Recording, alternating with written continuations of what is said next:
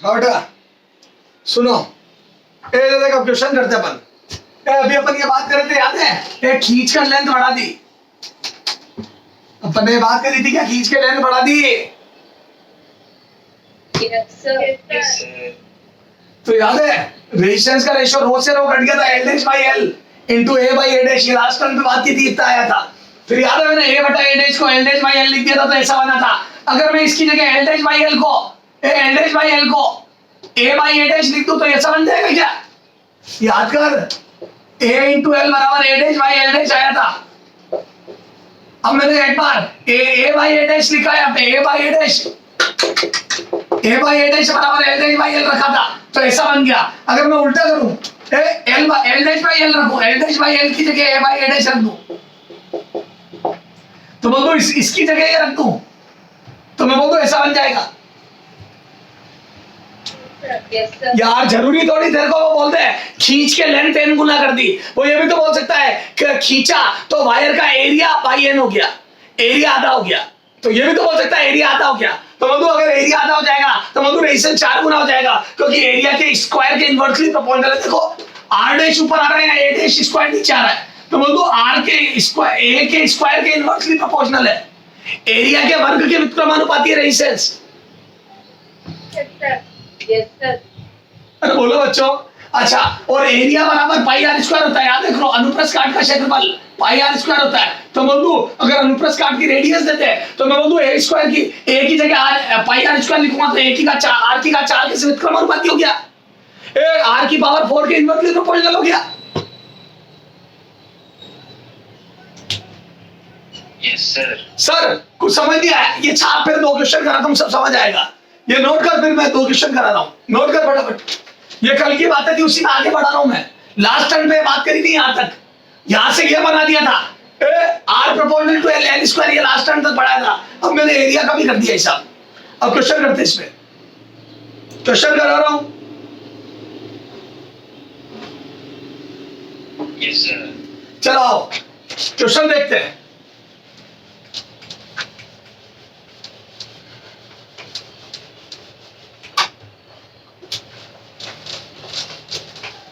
इधर देख,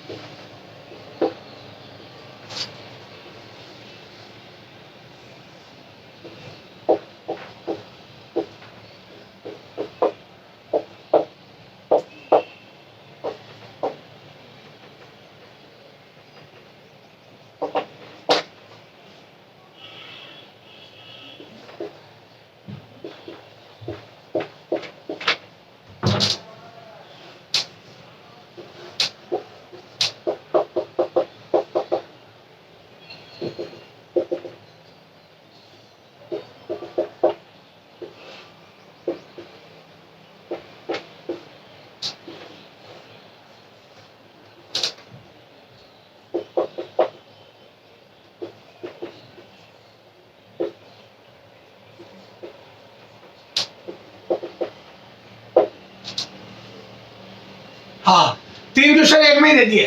एक वायर था जिसका रेजिस्टेंस 10 ओम था, कॉपर का वायर था, एरिया ए लेंथ एल थी। अभी मैं टेम्परेचर की बात नहीं कर रहा, तो सबके सेम ले लेना। Length L, area A, 10 ohm resistance, copper wire. इसको पहले मैंने उसी एरिया का डबल वायर 3 गुना वायर लिया। सुनो, एक तार लिपटा हुआ था ना, कहीं मार्केट में जाते हैं इलेक्ट्रिशियन की दुकान पे, तो वायर लिपटा हुआ था गिरनी पे।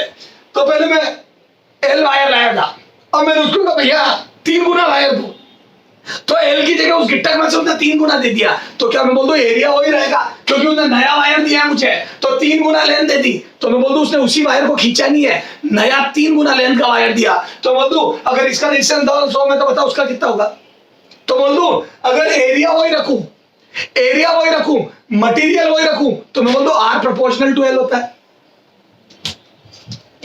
बेटा इसमें वायर को खींचा नहीं है, अंतर है इसमें और इसमें वायर खींचा नहीं है, एरिया वही है। या मैं बोलूं वायर को खींचा तो एरिया बदल गया यार। Yes sir. मैं बोल दूं उसका वॉल्यूम 3 गुना है, इसका जो वॉल्यूम होगा उसका 3 गुना आयतन है। क्यों? क्योंकि वायर की लेंथ 3 गुना, एरिया वही है, तो 3 गुना ज्यादा मटेरियल है उसमें। तो वहां मटेरियल ज्यादा है, एरिया सेम है। बोलो। तो मैं बोल दूं सुनो, सॉल्यूशन कर रहा हूं या सॉल्यूशन कर रहा हूं, तो बोल दूं ये जो आर है, ये रो एल बाई ए की वैल्यू है बराबर 10 ओम। पहले पहले आर है तो बोल दूं रो एल बाई ए बराबर 10 ओम है। अच्छा वो जो R1 है, मैं बोल दूं जो मुझे R1 निकालना है वो basically row into 3L by a है। क्या मैं बोल दूं ए वो का भैया लेंथ 3 गुना हो गई, तो बोल दूं इक्वेशन 1 से वैल्यू रख दूंगा यहाँ, तो बोल दूं यहाँ पे पूरी वैल्यू रख दूंगा, तो मैं बोल दूं 3 गुना 10 आ गया, और मैं बोल दूं ये 30 ओम आ गया।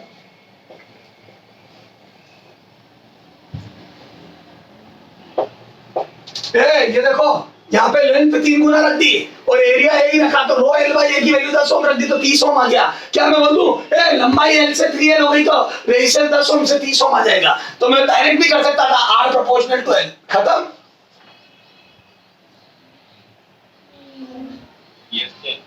अरे एरिया वही रहता तो आर एल के प्रोपोर्शनल होता है, तो लेंथ 3 गुना होगी तो रेजिस्टेंस 3 गुना हो जाएगा। अच्छा यहाँ बता इसमें क्या होगा सेकंड वाले में, तो तू खींच कर लेंथ 3 गुना कर दी, तो याद करो एक खींच कर लेंथ बढ़ाते हैं, तो ये सेकंड क्वेश्चन हो गया, ये फर्स्ट क्वेश्चन हो गया और ये थर्ड क्वेश्चन हो गया। तो मैं बोलूं सेकंड में कितना आ जाएगा सॉल्यूशन सेकंड में, तो मैं बोलूं R proportional to L square. ये खींच कर याद है खींचता तो एरिया भी तो बदलता है, तो मैं बोलूं लेंथ तो बड़ी जो बड़ी 3 गुना, एरिया भी 1/3 हो गया। और याद है मैंने जब सोल्व किया था तो एरिया को एल के टर्म्स में लिखा था, तो R proportional to L square आया था। तो मैं बोल दूं R2 अपॉन R बराबर L2 अपॉन L का स्क्वायर, और मैं बोल दूं स्क्वायर करूंगा तो R2 अपॉन 10 ओम बराबर नई लंबाई 3L, L2 3L है 3L बाई L का स्क्वायर, तो बोल दूं यहां से R2 बराबर 90 ओम आ गया, 9 गुना हो गया। डायरेक्ट बोल दूं लंबाई 3 गुना हो गई, तो याद है n स्क्वायर का प्रोपोर्शनल होता है, याद कर मैंने ये बताया था सीधा R is proportional to n square. अगर लंबाई n गुना कर दोगे तो मैं बोल दूं रेजिस्टेंस n स्क्वायर गुना हो जाएगा, खींच कर करोगे तो। बोल बोल बच्चे अब समझ में आ रही सारी थ्योरी।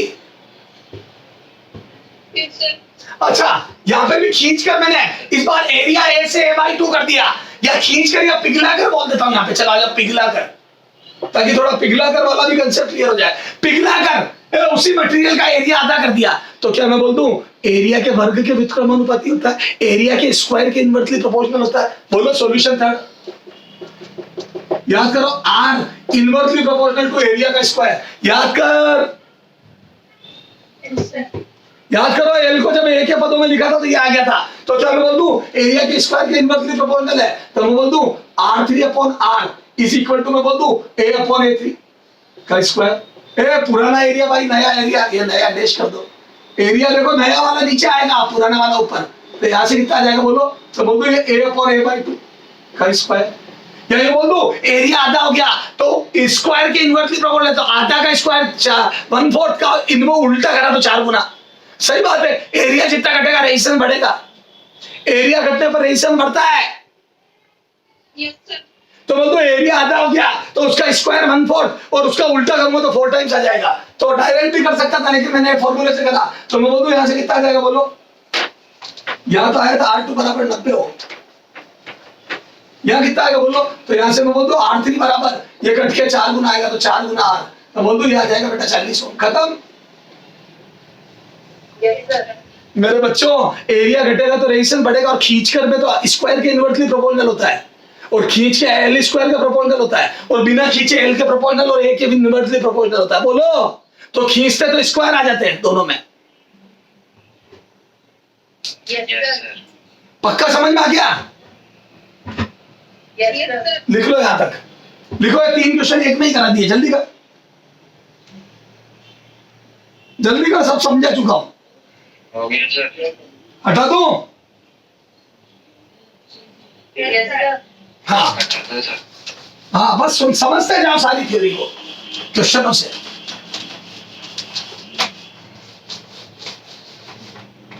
हाँ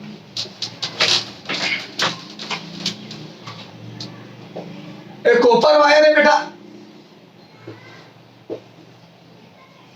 उसकी जो क्रॉस सेक्शनल रेडियस है अनुप्रस्थ काट त्रिज्या वो R है। ठीक है, और इसका रेजिस्टेंस 10 ओम है ना। इससे पिघला कर, इससे पिघला कर नया R/2 रेडियस, R/2 रेडियस का इसे पिघला कर उसी धातु से, उसी मटेरियल से, उसी मटेरियल से R/2 रेडियस का, उसी मटेरियल से R/2 रेडियस का नया, R/2 रेडियस का नया, R/2 रेडियस का नया रेजिस्टेंस बनाते, रेजिस्टेंस बनाया तो R' बता, उसी मटेरियल को पिघला के उसी मटेरियल का R/2 रेडियस का नया रेजिस्टेंस बना दिया, तो रेजिस्टेंस बताओ। अच्छा एक बात बता, पिघला कर तो मैं बोल दूं वॉल्यूम कांस्टेंट रहेगा। अरे बोलो वॉल्यूम बराबर कांस्टेंट है। अरे चाहे पिघला हो चाहे खींचो वॉल्यूम सेम रहता है, और अगर वॉल्यूम कांस्टेंट है तो क्या मैं बोल दूं R is inversely proportional to R की पावर 4। मैं नहीं बताऊंगा R की पावर 4 कहां से आया, याद कर A स्क्वायर के इनवर्सली प्रोपोर्शनल, और A की जगह पाई R स्क्वायर का तो R की पावर 4 आ गई थी, याद कर। मैं नहीं बताऊंगा ज्यादा कहां से लाया मैं, बोलो।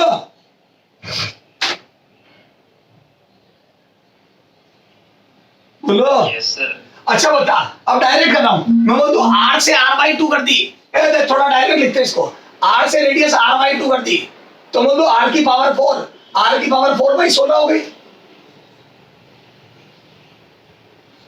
Yes sir. अरे रेडियस आधी कर दी तो उसकी घात 4/16 हो गई ना, घात 4 करा तो मैं बोल दूं भाई 16 हो गया, और ये 16 हो गया तो मैं बोल दूं R हो जाएगा बेटा, R प्रोपोर्शनल टू R की पावर 4, तो मैं बोल दूं R से 16R हो जाएगा, खत्म किस्सा। Yes sir. अरे उल्टा प्रोपोर्शनल करा 16R, तो थोड़ा डिफरेंट तरीके से लिख दिया, तो बोल दो R बेस बराबर आ जाएगा बेटा 16 × 10, तो बोल दो 160 हो। थोड़ा इसका सॉल्यूशन डिफरेंट टाइप से लिखा, बार बार एक जैसा क्या लिखो डिवाइड करके, तो मैंने इस बार थोड़ा डिफरेंट लिख दिया। रेडियस डबल आधी हो गई तो R की पावर 4 बटा 16 हो जाएगी, तो R अगर R की पावर 4 की इनवर्स प्रोपोर्शनल 16R हो जाएगा, खत्म। 16 गुना, तो थोड़ा समझाने का तरीका डिफरेंट कर लिया मैंने, बोलो। Yes sir. चले आगे। Yes sir. चलो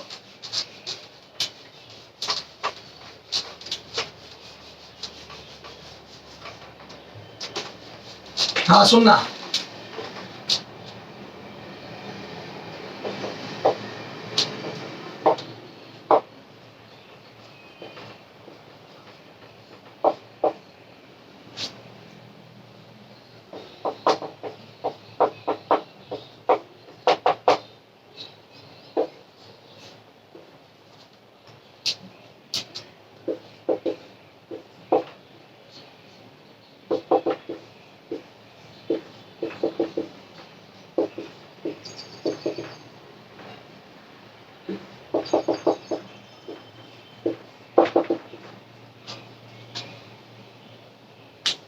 एक वायर की लेंथ को खींचकर 4% बढ़ा दे तो नया रेजिस्टेंस क्या होगा, A 4% बढ़ जाएगा, 8% बढ़ जाएगा, C 8% घट जाएगा, D 2% बढ़ जाएगा। पहले बता कौन सा आंसर नहीं हो सकता, दिमाग लगा। लेंथ बढ़ा रहा हूं, वायर की लेंथ बढ़ा रहा हूं खींच के, तो मैं तो लंबाई भी बढ़ गई और एरिया भी छोटा हो जाएगा, और दोनों ही कारण है रेजिस्टेंस के घटने के। लंबाई का बढ़ना और एरिया कम होना दोनों ही कारण है रेजिस्टेंस घटेगा, तभी तो याद है खींच कर बढ़ाने पर ज्यादा घटता है।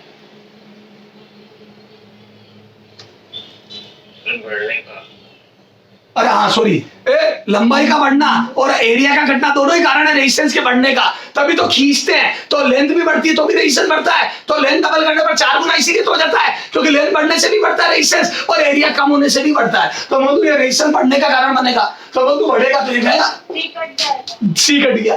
बोलो अब बचे 3। Yes, sir. अच्छा अब बचे 3। सर आप कैसे करेंगे? तो याद कर, खींचने पर एल स्क्वायर के प्रोपोर्शनल होता है, खींचने पर। अरे स्ट्रेच करने पर एल स्क्वायर का प्रोपोर्शनल होता है, बोलो। Yes, sir. और एरर में पढ़ा होगा, तुमने एरर में पढ़ा होगा, अगर एल स्क्वायर के प्रोपोर्शनल कोई चीज है और छोटा परसेंटेज है तो याद कर आर, तो याद है पावर में पावर होती तो एरर परसेंटेज एरर रेट हो जाती है। तो मैं बोल दूं percentage error in R, percentage error in R is equal to twice of percentage error in L.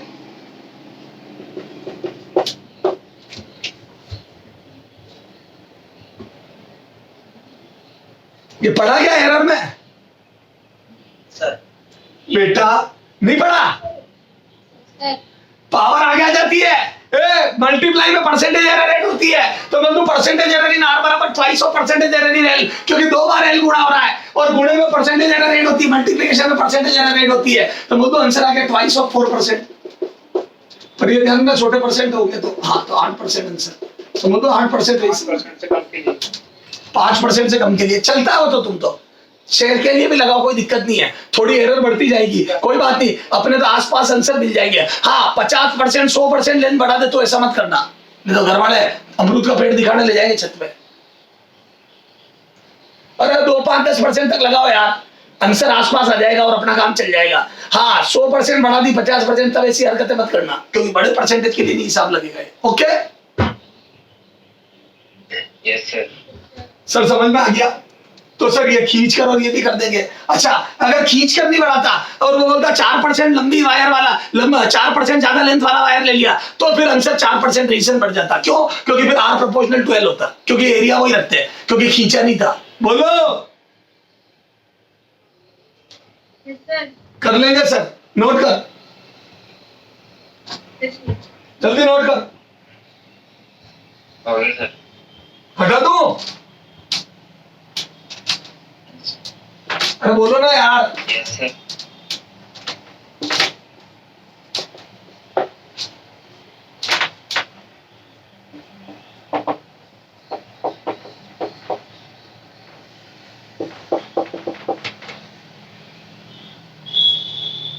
आप बोलो आंसर।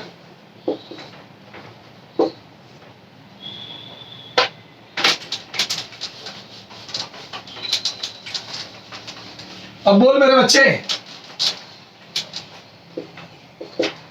एक वायर की रेडियस खींचकर 1% घटा दे।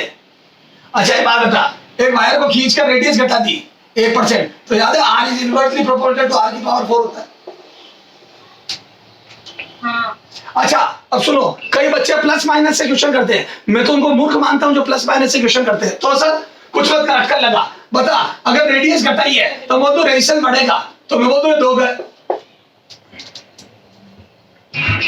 अगर रेडियस घटी है तो दिमाग पहले ही लगा ले, रेजिस्टेंस बढ़ेगा, प्रतिरोध बढ़ेगा, तो मैं बोल दूं 2 आंसर गए, तो रेजिस्टेंस बढ़ने वाला उत्तर आएगा। बोलो। Yes sir.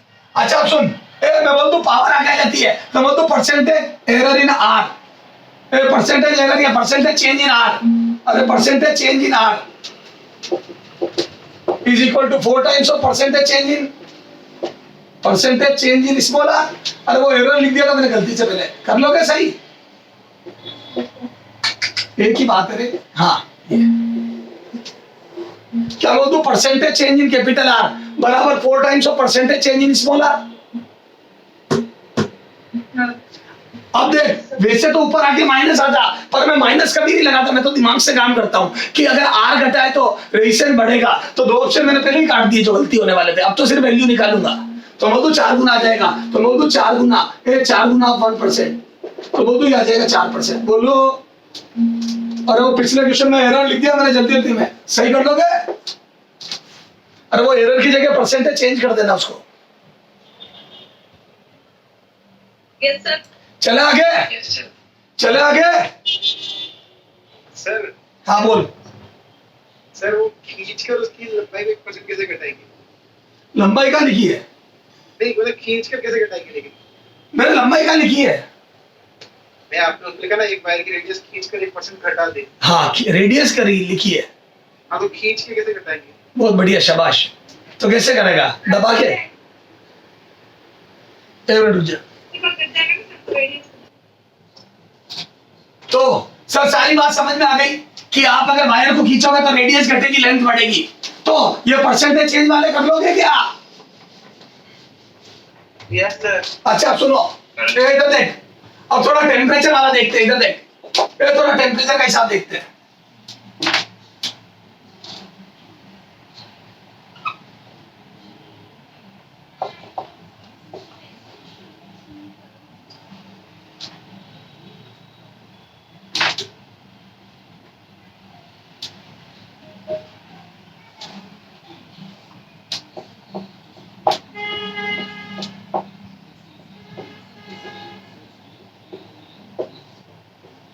हाँ, दो वायर बना मैंने, बहुत ध्यान से। मुझे एक बात बताओ, ए बेटा देख, तुम क्या टेन थीटा कोट थीटा फलाने दिमाग कुछ नहीं, सब पढ़ने गए। तो मैंने दो वायर के लिए VI कर्व बनाया अलग अलग टेम्परेचर पे, T1 और T2 टेम्परेचर। दोनों सेम वायर है। ये रहा V, ये रहा I। इसको नापा एमीटर से, इसको नापा वोल्ट मीटर से। नापने के सब इंस्ट्रूमेंट लगा, ये ग्राफ बना। ये पहली कंडीशन जब टेम्परेचर T1 था। उसके बाद इसका ताप लेबोरेटरी का T2 कर दिया, ऐसा ग्राफ बना। एक ही वायर है सेम कॉपर का, सब कुछ सेम, वही लेंथ वही एरिया सब वही। बस एक्सपेरिमेंट एक बार 30 डिग्री पे कराया, एक बार 50, टेम्परेचर अलग अलग कर दिए लेबोरेटरी के। मुझे ये ग्राफ पढ़ के बता कौन सा सही है। ए T1 बराबर T2, B T1 बड़ा है T2 से, C टेम्परेचर T1 छोटा है T2 से, D कुछ कह नहीं सकते, कुछ कह नहीं सकते। बेटा मेरी बात सुन, आराम से मेरे लाल, आराम से।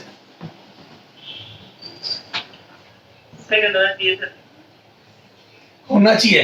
देखो बातें कैसी कर रहा है सर, सेकंड होना चाहिए। जैसे वो है ना, खुद तो एग्रीकल्चर मिनिस्टर हो और मैं कोई क्रिकेट की बात पूछ रहा हूँ। होना चाहिए। ए बेटा फिजिक्स पढ़ रहा है, फिजिक्स में जवाब दे ढंग से, होना चाहिए। हाँ अच्छा सुनो, क्या मैं बोल दूं जिसका टेम्परेचर ज्यादा है उसका रेजिस्टेंस ज्यादा होगा। और मेरे से तेने टेम्परेचर पूछा है तो मैं बोल दूं जिसका रेजिस्टेंस ज्यादा उसका ताप ज्यादा। चलो देखते हैं। अब दोनों वायर सेम थे, फिर भी रेजिस्टेंस अलग अलग क्यों आया? क्योंकि टेम्परेचर अलग अलग था, और टेम्परेचर के साथ रेजिस्टेंस बदलता है। याद है, जितना ज्यादा टेम्परेचर उतना ज्यादा रेजिस्टेंस। याद करो, क्योंकि जैसे जैसे टेम्परेचर बढ़ता है टो कम होता है, टकरे जल्दी होती है तो रेजिस्टेंस बढ़ता है। टो कम होता है तो रो बढ़ता है तो रेजिस्टेंस बढ़ता है। याद आ गया?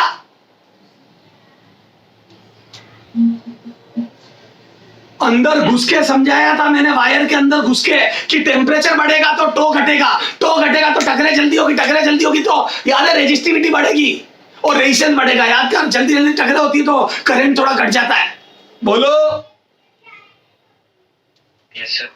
चलो अब सुनना, अगर मैं अब रेजिस्टेंस किसका ज्यादा है कैसे पता करूं? तो मैं एक लाइन खींच रहा हूं, देखो मैं कोई ये टेंजेंट की स्लोप मुझे कुछ नहीं आता। मैं तो देसी आदमी हूं बेटा, मेरे को कोई टेक्निकल बात नहीं आती है। मुझे फिजिक्स टेक्निकल तरीके से आती नहीं है। तो मैं एक काम करता हूं, ये T2 T1 दोनों वायर सेम थे, मैंने पोटेंशियल सेम लगा दिया। बिल्कुल देसी तरीके से मैंने 10 वोल्ट का वोल्टेज लगा दिया, 10 वोल्ट। पोटेंशियल सेम लगा दिया। अब मैं बोल दूं अगर 10 वोल्ट की बैटरी लगा दूं दोनों वायरों पे, टेम्परेचर T1 पे और T2 पे दोनों पे 10-10 वोल्ट की बैटरी लगा दूं, वोल्टेज बैटरी का 10 कर दूं, तो मैं बोल दूं अगर दोनों में करंट सेम आया तो टेम्परेचर सेम है, क्योंकि अगर करंट सेम आ गया तो रेजिस्टेंस सेम हो जाएगा। 10 वोल्ट पे दोनों में अगर 1-1 एम्पियर करंट आ गया तो मैं बोल दूं दोनों का रेजिस्टेंस 10-10 ओम है। दोनों बार 10-10 ओम आया तो मैं बोल दूं टेम्परेचर बदला ही नहीं है।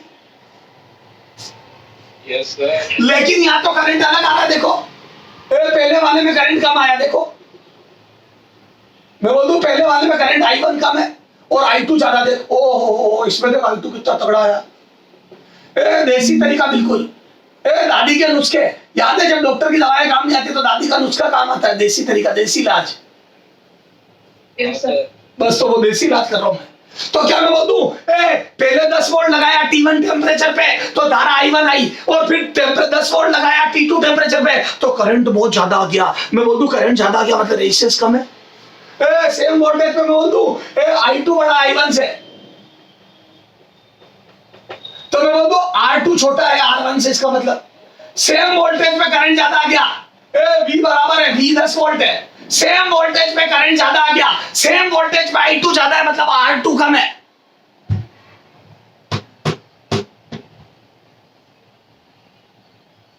Yes. बेटा आपने 10 वोल्ट लगाया, यहाँ 1 एम्पियर धारा दे रही है, यहाँ पे 4 एम्पियर दे रही है, तो मैं बोल दूं I2 बहुत ज्यादा है, धारा बहुत ज्यादा है, इसका मतलब रेजिस्टेंस बहुत कम है। और मैं बोल दूं अगर रेजिस्टेंस कम है तो टेम्परेचर कम है, याद करो, टेम्परेचर के साथ रेजिस्टेंस बढ़ता है, तो मैं बोल दूं अगर R2 कम है इसका मतलब टेम्परेचर कम है, तो मैं बोल दूं T2 कम है T1 से। बोलो बच्चों, Yes. बच्चे पता नहीं क्या स्लोप लोप करते हैं, टेंजेंट की स्लोप से R2 निकले, अरे कुछ नहीं निकलेगा बाहर में। मैंने तो वोल्टेज सेम करके सोच लिया कि किसमें करंट ज्यादा बह रहा है, ऊपर वाले में ज्यादा बह रहा है, तो मैं बोल दूं ऊपर वाले में ज्यादा, इसका मतलब रेजिस्टेंस कम है, मतलब T2 कम है, खत्म। Yes. Yes, sir. मेरे बच्चे इससे आसान तरीका कैसे बताऊं मैं तेरे को?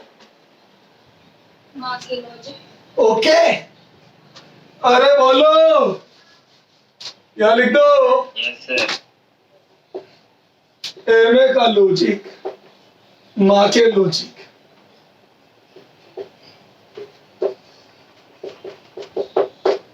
अरे बोल मेरे बच्चे, वोल्टेज सेम करके सोच लिया, खत्म किस्सा। Yes. Yes, sir. चलो, तो सब बिल्कुल समझ में आ गया। अच्छा, फटाफट नोट कर, फिर इक्वेशन टेम्परेचर का करा रहा हूं, लिखो फटाफट। पिछली यार। तो ले लिया था ये। लिख लिया? Yes, sir. Yes, sir. हाँ लिखो, यदि, लिखो या चलिए लिखो।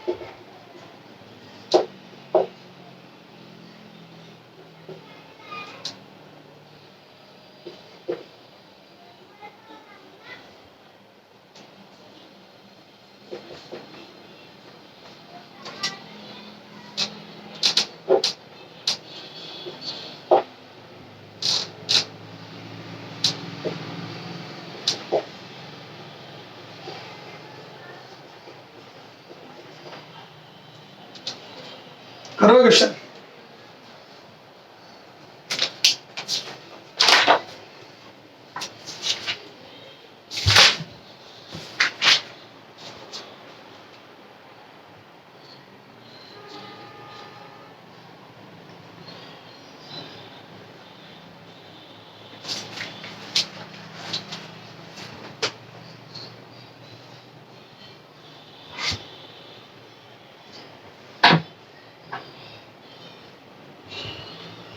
हाँ बोलो।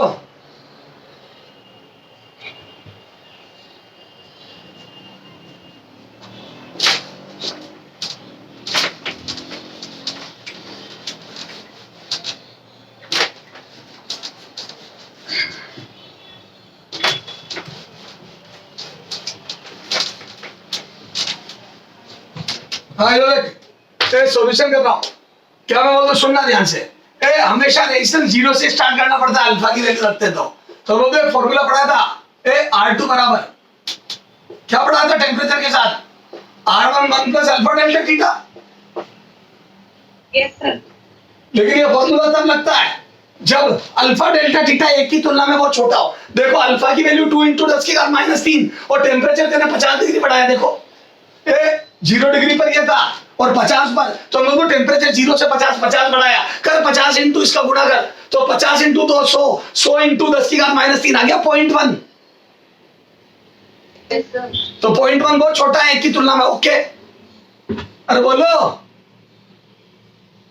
जी सर। चलेगा मामला। Yes. तो मैं बोल दूं अल्फा डेल्टा थीटा एक की तुलना में छोटा आ रहा है, 10% ही आना, तो चल लगा लो आपने तो R2 बराबर, अच्छा यहाँ पे जो रेजिस्टेंस लगते हैं ध्यान रखना बेटा, ये 0 डिग्री वाला लिखते हैं।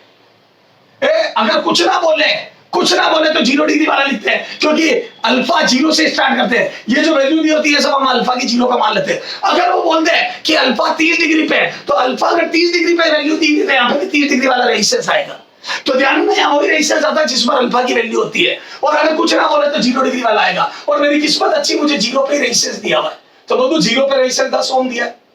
1 प्लस अल्फा की वैल्यू कुछ ना बोले तो 0 की मानते, और टेम्परेचर तेने 0 से 50 कर दिया, तो 50 माइनस 0।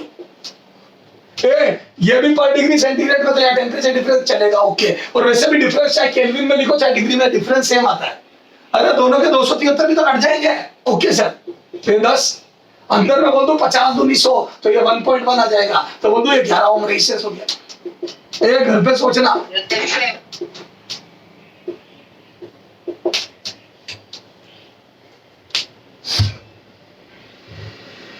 चले आगे, चले लेक्चर है। Yes sir. Lecture sir. अच्छा चलो यहां तक नोट करो बेटा। इसके आगे अपन बात करेंगे अगले टर्न पर, टेम्परेचर की कहानी को आगे बढ़ाएंगे, और भी तगड़े तगड़े क्वेश्चन करेंगे। जो भी पढ़ा है अब तक उन सब पे क्वेश्चन करके पहले उसको पैक करेंगे, फिर आगे बात करेंगे। Okay, bye bye. Bye bye.